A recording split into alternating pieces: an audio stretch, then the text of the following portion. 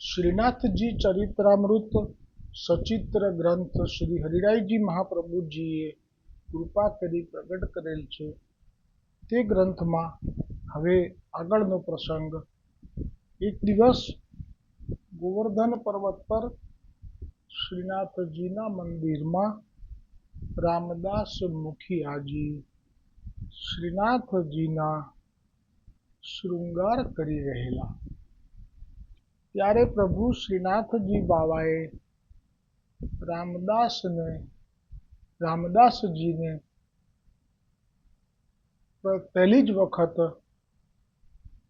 કાકાશ્રીથી એટલે કે શ્રી ગુસાઈજીથી છાની માની એક આજ્ઞા કરી। તો તે આજ્ઞા સાંભળ્યા પછી રામદાસે સામે વિનંતી કરી કે શ્રી ગુસાઈજી આપ તો અત્યારે બહાર છે, તો શું પ્રભુ એટલે કે રામદાસજી મુખિયાજી એ ગોવર્ધનનાથજીને પૂછી રહ્યા છે કે તો શું પ્રભુ આપશ્રીની એટલે કે શ્રી ગુસાઈજીની આજ્ઞા વગર, એટલે અત્યાર સુધી જે પરંપરા છે એમાં જે મહાપ્રભુજી બિરાજતા હતા ત્યાં સુધી જેમ કે મંદિર માટે દ્રવ્ય લઈને આવો એવી આજ્ઞા કરી લઈને આવ્યા, પણ તોય પણ રામદાસ મુખિયાજીએ કહેલું કે એ તો મહાપ્રભુજીને માથે બિરાજે છે, એમને પૂછ્યા પછી જ થશે। પછી હવે ગુસાઈજી ચરણ પ્રભુ બિરાજે છે, એમના માથે છે ગોવર્ધનનાથજી, એટલે અત્યાર સુધી બધી ગુસાઈજી આજ્ઞા કરેલી છે એ પછી જ એ મનોરથ થઈ શક્યો છે। તો કાકાશ્રીથી ગુસાઈજીથી છાની માની એક આજ્ઞા કરી, તો શું પ્રભુ આપશ્રીની એટલે કે ગુસાઈજી પ્રભુની આજ્ઞા વગર? કેમ કે આવું પહેલી વાર થયું એટલે એમને આશ્ચર્ય થયું, એટલે સહજ રીતે મુખમાંથી આ ઉદ્ગાર નીકળ્યા છે। કેમ કે શ્રી ગુસાઈજીની આજ્ઞા વગર આજ સુધી કોઈ પણ નિયમ તોડ્યો નથી। તેથી રામદાસને થોડો અસમંજસ ભાવ થઈ જતા આમ બોલાઈ ગયું। શ્રીનાથજી બાવા કહે, આજે ભલે નિયમ તૂટે, પણ જો કાકાશ્રી ખીજે એટલે કે જો શ્રી ગુસાઈજી ખીજે કે અમને અમારી આજ્ઞા વગર કેમ કર્યું, તો મારું નામ દઈ દેજો। રામદાસજીએ ભલે કહી શ્રીનાથજીને શૃંગાર ધરી અને પછી મંદિરના ચોકમાં જ્યાં કુંભન જગમોહન જે કહે છે ને ચોક, ત્યાં કુંભનદાસ કીર્તન એટલે કે જે ક્રમ છે આપણા પુષ્ટિ માર્ગમાં કે જે બધાય બેસી જાય જે તે બાળકના ઉત્સવની, તો એમના બધાય ગાન ઠાકોરજીની સન્મુખમાં ગવાય। એટલે એ પરંપરાથી શ્રી ગુસાઈજીના બધાયનું ગાન કુંભનદાસજી કીર્તન દ્વારા કરી રહ્યા હતા। કેમ કે બીજે જ દિવસે શ્રી ગુસાઈજી પ્રભુનો પ્રાગટ્ય ઉત્સવ હતો। તેમને કાનમાં શ્રીનાથજીએ આજ્ઞા કરી, કેમ કે આપને તો સાનુભાવ છે,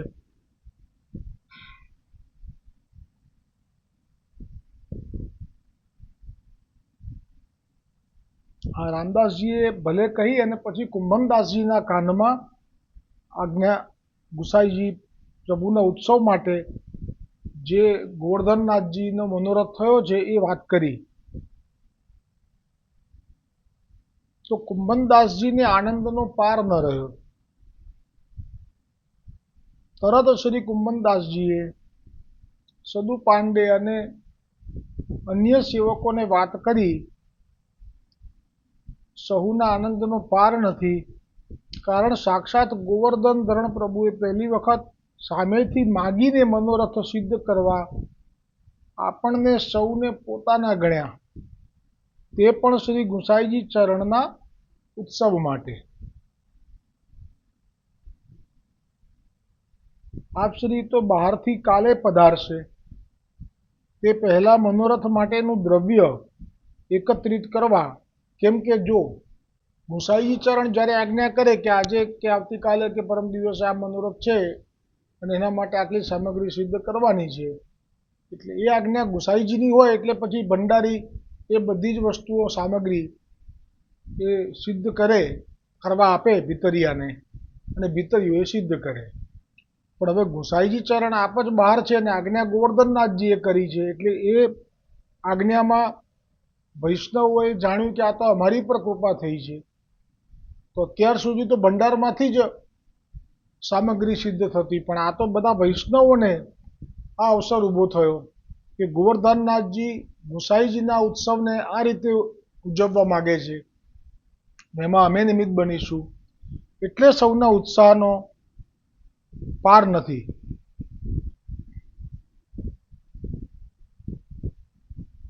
એટલે બહારથી કાલે પધારશે એ પહેલા હવે મનોરથ માટેનું દ્રવ્ય એકત્રિત કરવા માટે કુંભણદાસજી સીધા જમનાવતા ગામ ચંદ્ર સરોવર જઈને આવી પણ ગયા.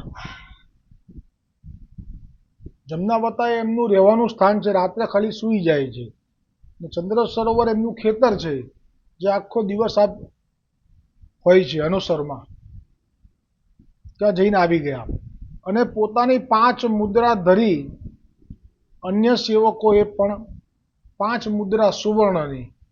જુઓ, કુંભનદાસજીને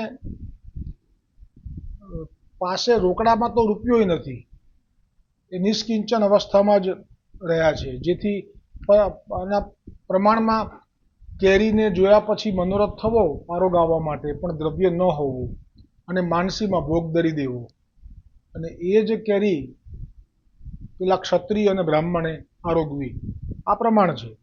તો પછી આજે લઈને આવી ગયા 5 મુદ્રા, એનું પછી આવશે કેવી રીતે લાવ્યા.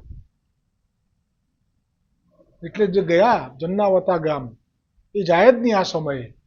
કુંભનદાસજીનો જે ક્રમ હતો એવો હતો કે લૌકિક જે જગ્યા છે એ જમનાવતા ગામ એમનું ઘર છે એવું માનતા. તો લૌકિકમાં સાવ લૌકિક છોડી ન દેવું એ હરિરાયજીની આજ્ઞા પણ છે. એટલે જતા ખરા, પણ રાત્રે સુવા પૂરતા, અને સવારે તો આપ ત્યાંથી નીકળી જતા. એમના જે પુત્ર વધુ અને પત્ની એ લોકો ત્યાં જ રહેતા, અને એમને જેને ભક્તિમાં કૃપા થઈ જાય પછી એમને કોઈ સંસારના બંધન એ બાધા ના કરી શકે, સહજ બધા જ સ્વીકારી લે. પણ આજે જે ગયા જમનાવતા ગામ ને પછી ચંદ્ર સરોવર, એનું કારણ હવે આગળ આવશે. એટલે 5 મુદ્રા સૌથી પહેલા કુંભનદાસજીએ ધરી. અન્ય સેવકોએ પણ પોતાની શક્તિ મુજબ રામદાસને મુદ્રા ધરતા કુલ 21 મુદ્રાઓ થઈ. હવે સદુ પાંડે દેગડા ભરીને ઘી અને મેદો થેલાઓમાં ભરી લાવ્યા. એટલે 21 મુદ્રા સુવર્ણની જે થઈ, એ સિવાય જે આવ્યું સામગ્રી આવી એ સદુ પાંડે ઘી લાવ્યા, કેમ કે જે મનોરથ કર્યો છે ગોવર્ધનનાથજીએ ગુસાઈજીના ઉત્સવ નિમિત્તનો, એ સામગ્રી છે જલેબી. આ આપના મનોરથની વાત છે. એટલે આ કેવી ઉત્સવની અંદર આનંદની વાત છે કે સાક્ષાત ગોવર્ધનનાથજીના મુખથી આ સામગ્રી માટેની આજ્ઞા થઈ હતી.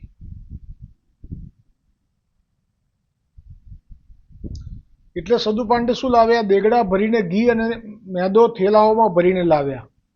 ત્યારે અન્ય સેવકને ખાંડ અને અન્ય સામગ્રી લેવા માટે હવે જે મુદ્રા છે એમાંથી ઘી લાવવાનું નથી, મેદો લાવવાનો નથી, પણ જે બીજું જોઈએ સામગ્રી, અન્ય સેવકને ખાંડ અને અન્ય સામગ્રી લેવા માટે મોકલ્યો. એટલે કે ચણાનું બેસન ને બધું. મેદાના ચૂન લોટને ખાટા દહીંમાં આથવામાં આવ્યો, અને આજે સંધ્યાએ આજે વહેલા શણગાર સજ્યા.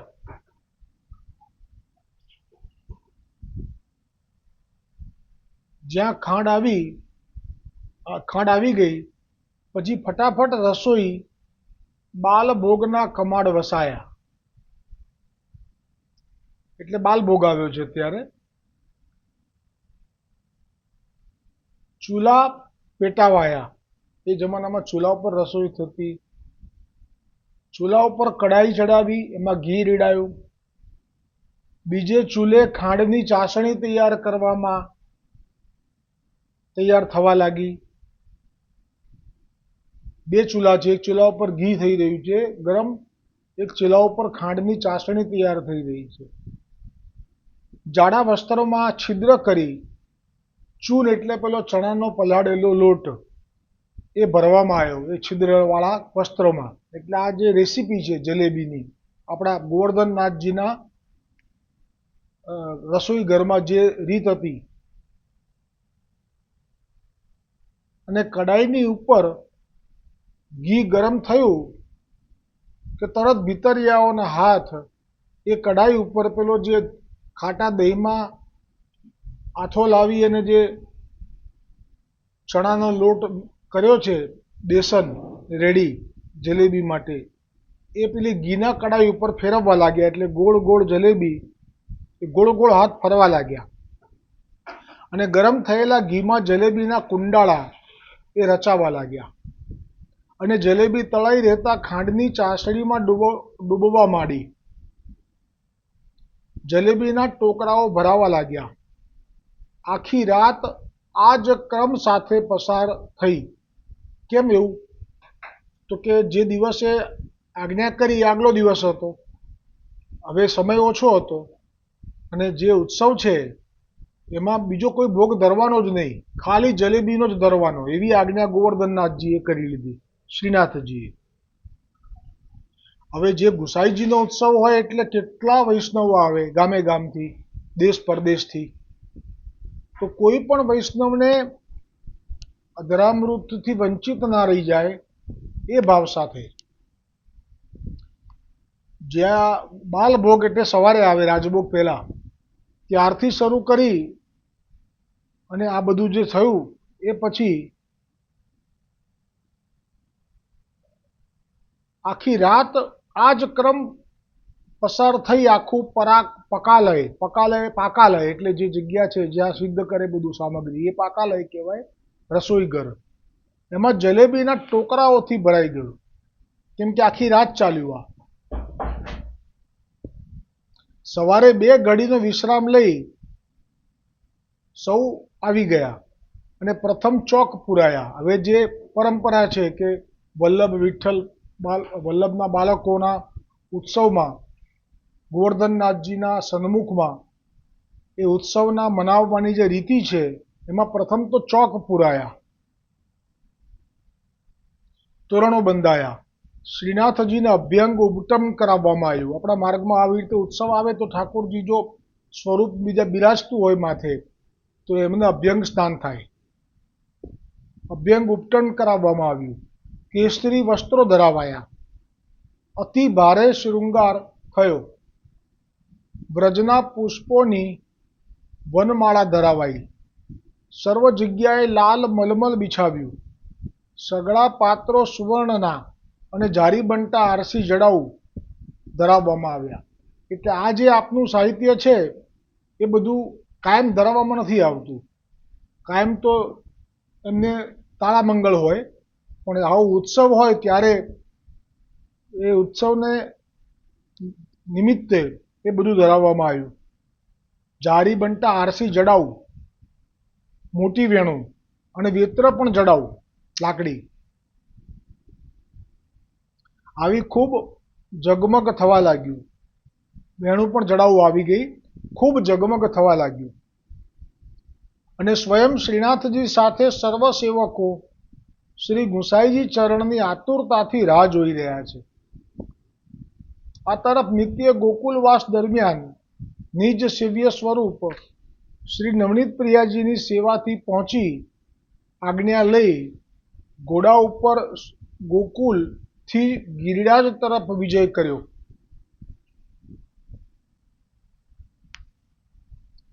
ત્યારે અહીં શ્રીનાથજીને રાજભોગ ધરાવવામાં આવ્યો હતો. કુંભનદાસજીએ અનુપમ કીર્તનો ગાયા.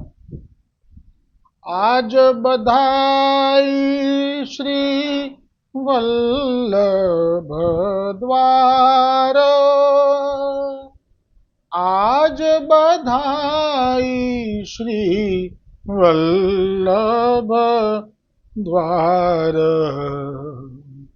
એટલે કુંભનદાસજીને ચરણાટમાં જે ગુસાઈજીનું પ્રાગટ્ય થયું હતું તે લીલાનું દર્શન કરી અને પદ રચ્યું, એટલે કે વધાઈ ગાઈ. પ્રગટ ભય શ્રી વલ્લભ આય, આવી અનેક વધાઈ કુંભનદાસજીએ શ્રીજી બાવાને એ આનંદનું સ્મરણ કરાવ્યું જ્યારે ચરણાટ એટલે ચરણાદ્રી માં શ્રી વલ્લભ ગૃહમાં વિઠ્ઠલનાથનું પ્રાગટ્ય થયું હતું. અને બરાબર તે જ વખતે શ્રી ગુસાઈજીના પધારવાના ખબર આવ્યા. સૌ કોઈને રોમાંચ વ્યાપી ગયો અને જેવા આપ પ્રવેશ્યા કે તરત બાવાની સુધી લેતા સીધું જ પૂછ્યું કે કેટલે પહોંચ્યા. એટલે ગુસાઈજીનું ચિત્ત કે જ્યારે ગોકુલથી અહીંયા આવતા હોય તો ગોવર્ધનનાથજીમાં રહેતું, અહીંથી નવનીત પ્રિયાજીના ગોકુલ જતા હોય તો નવનીત પ્રિયાજીના સેવામાં રહેતું. એટલે પૂછ્યું કેટલે પહોંચ્યા. રામદાસ કહે રાજભોગ ધરાવ્યો છે. સમય થતાં આપશ્રીએ રાજભોગ સરાવ્યો. ત્યારે જોયું તો રાજભોગ સાથે ચારે બાજુ જલેબી જ જલેબી. કે તરત રામદાસને પૂછ્યું આ સામગ્રી આટલી અધિક પ્રમાણમાં શા માટે ધરવામાં આવી. એટલે જે ક્રમ છે રાજભોગનો એ તો છે જ, મારે જે બોલવામાં ભૂલ થઈ હતી, પણ એ સિવાય સૌથી અધિક એટલે કે બધું જ ભરાઈ ગયું છે જલેબીના ટોકરાઓથી. એટલે પૂછ્યું કે આટલા અધિક પ્રમાણમાં શા માટે ધરવામાં આવી છે, આજે આ શાનો ઉત્સવ છે. ત્યારે રામદાસ બોલ્યા જે કૃપાનાથ આજે આપનો પ્રાગટ્ય દિન શ્રી ગોવર્ધન ધરણ મનાવી રહ્યા છે.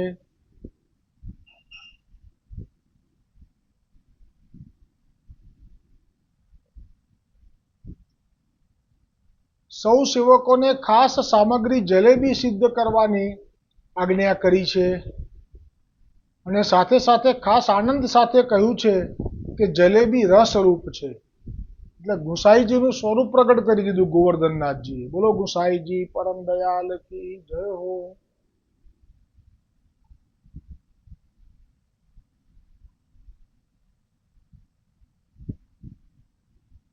ખાસ આનંદ સાથે ગોવર્ધનનાથજીએ આજ્ઞા કરી હતી કે જલેબી રસરૂપ છે. કાકાજીના પ્રાગટ્ય દિને જલેબીથી અધિક ઉત્તમ સામગ્રી બીજી કોઈ હોઈ જ ન શકે, માટે જલેબી જ આરોગવી છે એમ કહી જીદ પકડી. ત્યારે ગુસાઈજી ગદગદિત થઈ ગયા અને પ્રેમ વાત્સલ્યથી શ્રીનાથજી તરફ દ્રષ્ટિ કરી શ્રી ગુસાઈજીને પ્રાગટ્ય દિનની વધાઈ આપતા કહ્યું કાકાજી આપ આ નિર્દોષ સેવકો પર નારાજ થતા નહીં.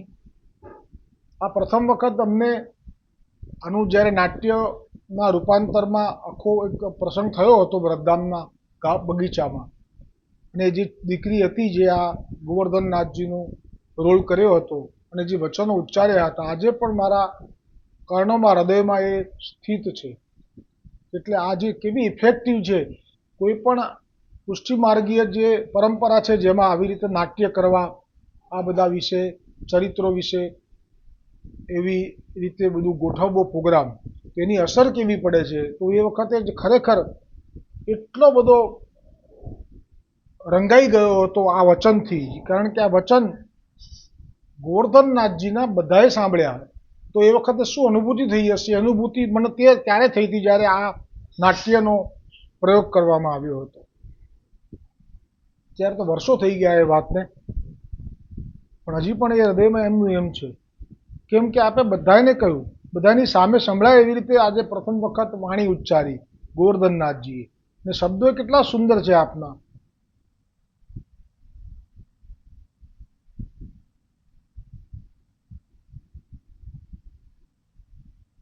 અને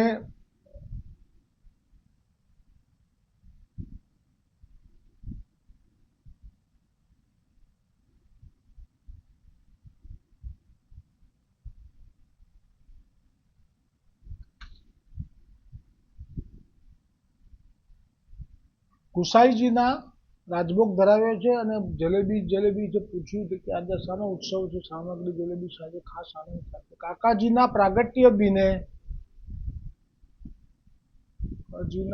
જલેબીથી અધિક ઉત્તમ સામગ્રી બીજી કોઈ હોઈ જ ન શકે, માટે જલેબી જ આરોગવી છે એમ કહી જીદ પકડી.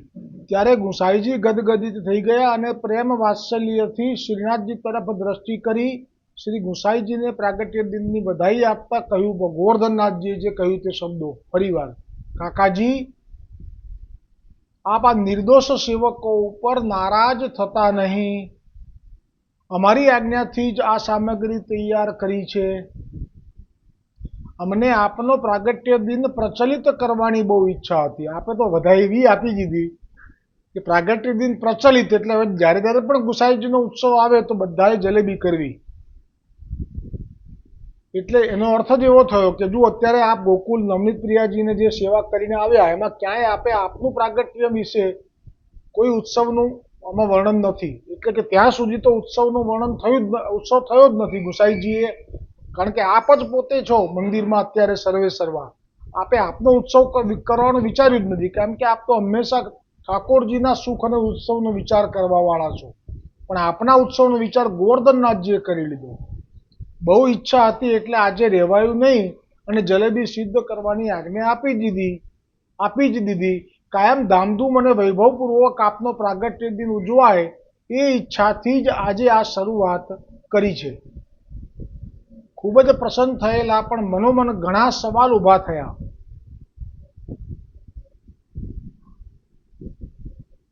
તે ત્યાર પછી જેવા અનોસરમાં બેઠકજીમાં પધાર્યા કે તરત પૂછ્યું, રામદાસજી સામગ્રી ખૂબ જ અધિક પ્રમાણમાં છે, આ બધું ક્યાંથી આવ્યું?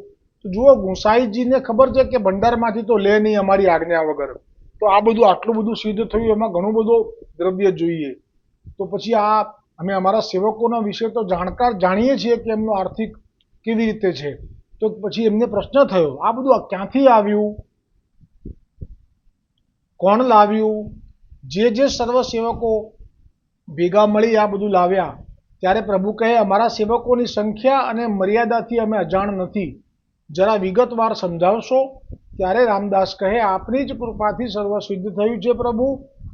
પ્રભુની આજ્ઞા થતાં સદુ પાંડે ઘી અને મેદો લઈ આવ્યા. કુંભનદાસ 5 મુદ્રા સુવર્ણની અને બીજા સેવકોએ 1 મુદ્રા, કોઈએ 2, એમ કરીને 21 મુદ્રાથી ખાંડ મંગાવી. ત્યાં જ ગુસાઈજી બોલ્યા, જરા થોભો. કુંભનદાસજીને બોલાવીને પૂછ્યું, તમારા ઘરની સર્વ વાત તો અમે જાણીએ છીએ, તો 5 મુદ્રા લાવ્યા કેવી રીતે? કુંભનદાસજી કહે, મહારાજ, મારું ઘર આપના ચરણારવિંદમાં છે. અમારું જીવન આપની કૃપાથી જ આદિવ્યાધિ ઉપાધિથી મુક્ત, લૌકિક બાધાના પ્રતિબંધ કે વિક્ષેપ વગર સંસારના રાગ દ્વેષથી મુક્ત થઈ અમે આવું દિવ્ય પ્રભુમય જીવન વ્યતીત કરી રહ્યા છીએ. તે દરમિયાન પ્રભુએ કૃપા કરી, આજ્ઞા કરી તો 4 પાડા વેચ્યા. એનું જે મૂલ્ય આવ્યું તેટલું જ ધરી શક્યો છું. હે કૃપાનાથ, જીવ ઉપર કેવી કૃપા કરી! શ્રી આચાર્ય ચરણે સંસારના કાવા દાવાથી મુક્ત કરી અમારો હાથ ઝાલી બ્રહ્મ સંબંધ કરાવી અમને શ્રીનાથજી બાવાના ચરણોમાં મૂક્યા છે. નહીં તો અમે ક્યાં હોત, શું ગતિ થાત? છતાંય હજી આપ અમારા લૌકિકની ચિંતા કરો છો. પ્રભુ, આપ પરમ દયાળ છો, કારણ આપ અમારા અલૌકિક સાથે લૌકિક માટે પણ સદૈવ ચિંતિત રહો છો. જય હો કૃપાનાથ, બધું જ આપ શ્રીની કૃપાથી થઈ શક્યું છે. ત્યારે શ્રી ગુસાઈજી ચરણ શ્રી મહાપ્રભુજીના સેવકોને કાયમ માટે ખૂબ સન્માનની દ્રષ્ટિથી નિરખતા. તેથી તે જ ભાવ સાથે સ્વાભાવિક આશીર્વાદ ગુસાઈજીનો નીકળ્યો કે શ્રીમદાચાર્ય ચરણ એટલે કે વલ્લભાદેશજી જેના પર કૃપા કરીને આવી દીનતાનું દાન કરે તે જ તેને પામી શકે અને પચાવી શકે. તેથી તો ગોવર્ધનનાથ સદાય તેમના વશમાં રહે.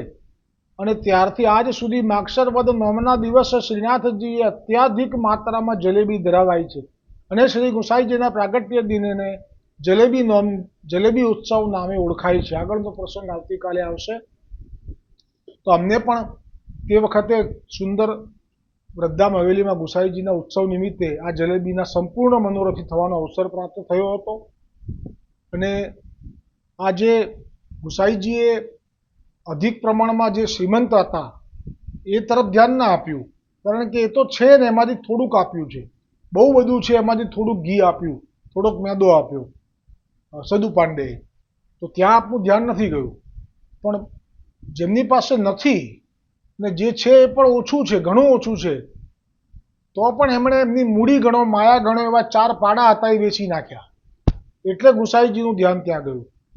એટલે જ્યારે જ્યારે પણ આપણે માથે બિરાજતા વલ્લભકુલના ઠાકોરજીના ઉત્સવમાં જલેબી ઉત્સવ આવે અને આપણે જ્યારે એમાં સહભાગી થઈએ, લાભ લઈએ એ ઉત્સવની નિમિત્તે દ્રવ્ય આપવા માટેનો, તો એ લાભ લઈએ તો માનજો કે ઠાકોરજી કેટલા પ્રસન્ન થાય, વલ્લભ ગુસાઈજી કેટલા પ્રસન્ન થાય કે જો આની પાસે હતું ઓછું એમાંથી પણ આપ્યું, જે બહુ છે એમાંથી થોડું આપે છે ત્યાં બહુ ધ્યાન નથી જતું. જો કે સારું જ છે, એનાથી પણ પ્રભુ તો પ્રસન્ન જ છે, પણ જેને છે એમાંથી થોડામાંથી પણ થોડું આપે છે આવા સમયે, તો એ પણ એનો લાભ છે અને ઠાકોરજી ગુસાઈજી પ્રસન્ન છે. આગળની લીલાનો પ્રસંગ આવતીકાલે આવશે. ગોવર્ધનનાથ કી જય હો, શ્રીનાથજી ચરિત્રામૃત કી જય હો, શ્રી ગુસાઈજી પરમ દયાલ કી જય હો.